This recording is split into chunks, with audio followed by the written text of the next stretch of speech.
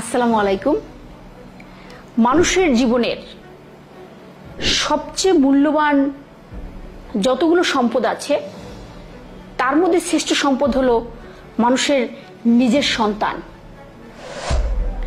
অর্থাৎ এই সম্পদকে যদি আপনি নার্সিং করতে না পারেন ঠিক মতো, তাহলে কিন্তু আপনার জীবনে যেমন কোনো মূল্য থাকবে না, আর সন্তানের জীবন তো আসলেই নষ্ট হয়ে যাবে।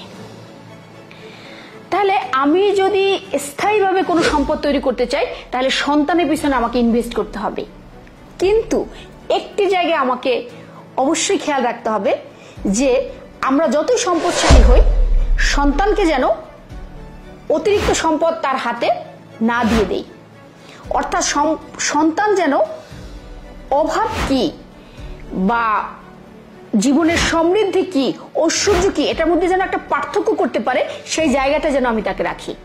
অর্থাৎ মাঝে মাঝে আপনি দিতে পারলেও তার চাওয়ার জিনিসটি না এনে বরঞ্চ তার অভাবটা বুঝতে দিন, এবং একটি নির্দিষ্ট সময় পার হওয়ার পর, নির্দিষ্ট বয়সের পর আপনি ওই জিনিসটি তাকে উপহার হিসেবে দিন।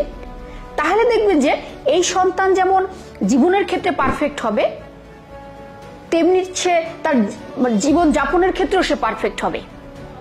অর্থাৎ তার যাপিত জীবনটি সুন্দর হয়ে উঠবে। কারণ কি, সে তখন বুঝতে পারবে যে সম্পদ কিভাবে ইউজ করতে হয়।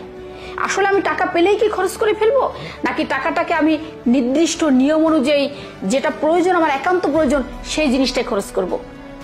সুতরাং আমরা যেন সন্তানের এই দিকটা লক্ষ্য করি যে সম্পদ যেন তার হাতে অতিরিক্ত চলে না যায় এবং সেজন্য বিপথে না যায়। সন্তানকে সম্পদ হিসেবে গড়ে তুলুন। Thank you so much.